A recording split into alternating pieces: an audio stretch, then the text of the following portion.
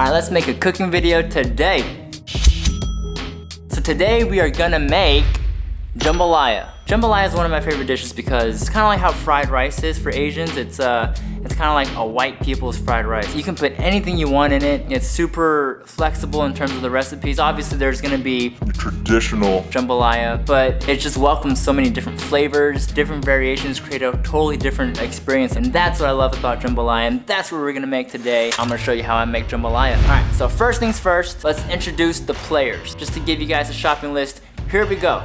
It's a long one. We need 3 strips of bacon, 1 medium onion, 2 bell peppers, 4 celery stalks, 5 garlic cloves, some parsley, several stalks of green onions, 2 cups of white rice, 4 andouille sausages, 2 tablespoons of tomato paste, 1 can of diced tomatoes, 2 cups of seafood stock, and the ultimate all-star of this dish, a pound of shrimp.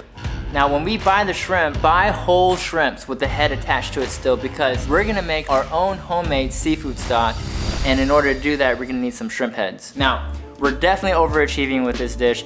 Technically, you could use chicken stock, you could use beef broth, you could use vegetable stock if you want, doesn't matter. I personally really like jambalaya with a hint of seafood flavors, and so I'm gonna utilize the flavors of shrimp and crab to make the ultimate jambalaya. So first things first, let's start with the shrimp. After rinsing the shrimp, you're gonna want to deshell and also dehead. No. Just take away the head from the body of the shrimp. Once you deshell and get rid of the head, we're gonna keep the shrimp and we're gonna put it away in the fridge because we're gonna utilize that at the end of the recipe. Now for the seafood stock, take a pot, put some olive oil into it, and toss the shrimp heads into there, and you're gonna saute the shrimp heads for about a minute or two, just until the shrimp heads get pink. And you're gonna instantly smell the flavors of the shrimp. Now with shrimp and seafood in general, the majority of the fat, aka the flavor, is gonna come from the head of the shrimp. That's where like all the stuff is at. Now I know what you're thinking, it might be kind of gross, but that's just how it's done. So you're gonna saute the shrimp, it's gonna bring out the flavors, introduce the crab to it now. For you guys that don't want to deal with making your own seafood stock, that's fine. Stick with a chicken stock or a beef stock. It all works out. You can use water if you want, but I don't recommend that. Once you have the shrimp and the crab cooking for about 2 minutes, you want to introduce your chicken broth to the concoction. Place it on high, bring it up to a boil. I want to make this stock a little sweet in terms of the aroma. In order to do that, I'm going to add some of those carrots that we have. Just coarsely chop it. We're not eating the carrots, so it's just for flavoring. Chop it up, we're going to toss it into the stock. Once it's boiling, you want to reduce the heat, bring it back down to a simmer, and let that sit for the next 2 hours while you prep your jambalaya. We gotta introduce a little bit of fat. Like I said, fat is flavor. So let's start off with the bacon. 3 strips of bacon. You can actually use 6 strips of bacon if you want. I personally would use 6 strips, but I'm trying to stay lean, so I'm not gonna go too crazy with the bacon. You're gonna wanna cut the bacon into like 1-inch little squares, I guess. Toss it into that new pot and let that sizzle and let that cook and let that brown. You wanna start your jambalaya with some nice bacon fat, some nice bacon flavor. Now while that's browning and we're sweating the crap out of the bacon, let's start off with the onion and let's chop that up. Now I gotta introduce you to the Holy Trinity. Now the Holy Trinity is the base for a lot of regional dishes from Louisiana. Your Holy Trinity is gonna consist of onion, bell peppers, and celery, and that's exactly what we're gonna add next. Dice it up, nice even pieces. You don't want certain pieces larger than others because you wanna make every bite of jambalaya uniform in your mouth. It's all about proportion and flavors with this dish, and that makes a perfect bite. I'm using about double the amount of vegetables that you're gonna see in most jambalaya dishes just because I love vegetables. In my opinion, the more the merrier, and it's just gonna make your jambalaya that much more of a slam dunk of flavors. Now when it comes to rice, we're gonna need 2 cups of rice, white rice. Make sure you wash your rice. You wanna get rid of that starchy, powdery layer that's on the outside of the grain, or else your rice is gonna start clumping together and get too starchy. Once you're done with that, toss that into the pot, and you want to toast the rice from that point on. And start introducing the flavors coming from the Holy Trinity and from the bacon, and start infusing those flavors into the grains of rice. You want to make sure that you keep stirring this. The rice is going to start sticking to the bottom. If it sticks to the bottom, you're going to have really burnt up rice at the bottom of your pot, and it's going to be hard to wash. Now, while the rice is toasting, we're going to introduce the rest of the vegetables. So we're going to take the 4 to 6 garlic cloves that we have. You're going to dice that up as well. toss that in. Take some parsley, just a nice handful of parsley, and dice that up into nice little shreds and sprinkle that in. Last but not least, the green onions. Now once you have the green onions chopped up, you want to use about 3/4 of that. 75% of the green onions goes into the pot, and at this point you're gonna start smelling all those aromatics, all those vegetables kind of just fusing together and creating this beautiful flavor, this beautiful aroma. From here, we're gonna start introducing our proteins. So we're gonna take these 4 andouille sausages, and once again, we're gonna just cut them up into nice little coins, about 1/4 inch thick. You're gonna dice those up and you're gonna toss them in just like everything else. Now these andouille sausages, they're of French origin. It is a smoked pork sausage. So once you have the andouille sausages, give it a one nice stir, really dig into the bottom and really get all the bottom stuff up because you don't want it to burn. Smoke flavor from the andouille sausages is one thing.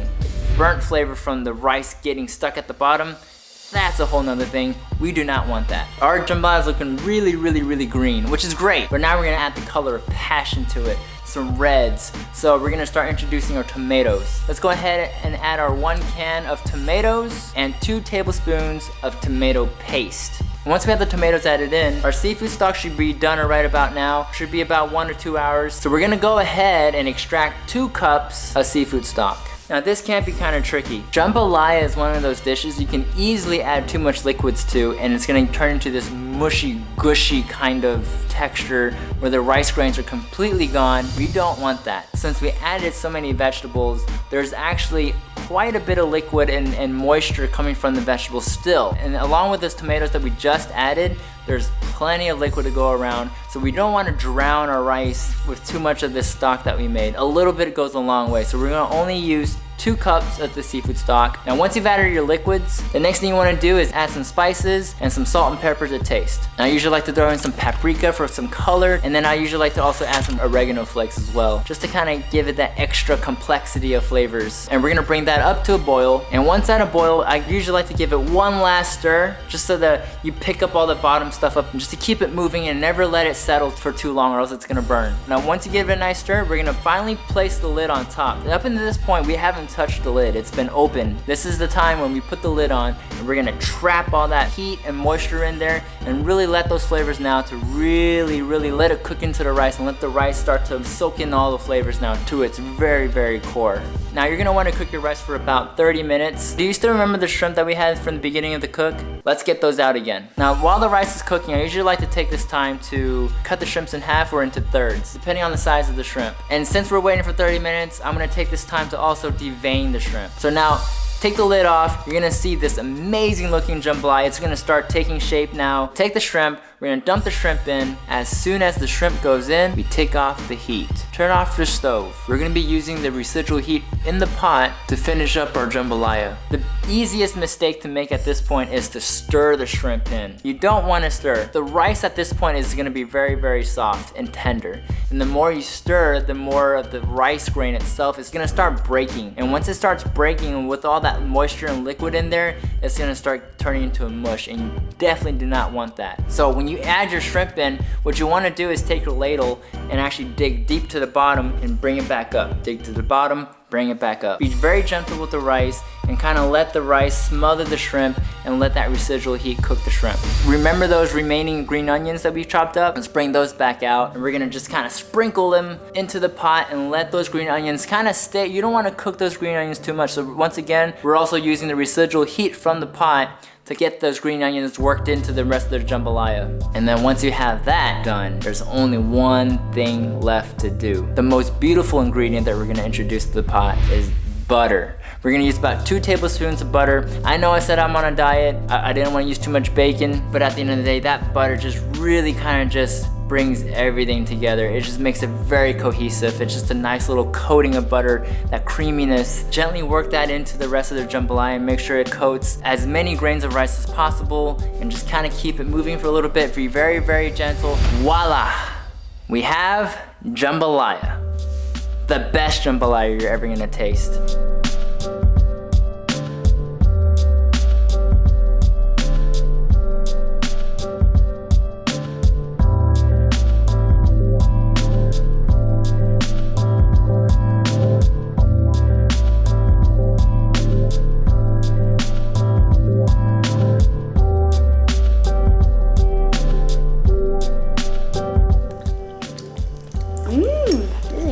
Oh, this is good. I surprised myself.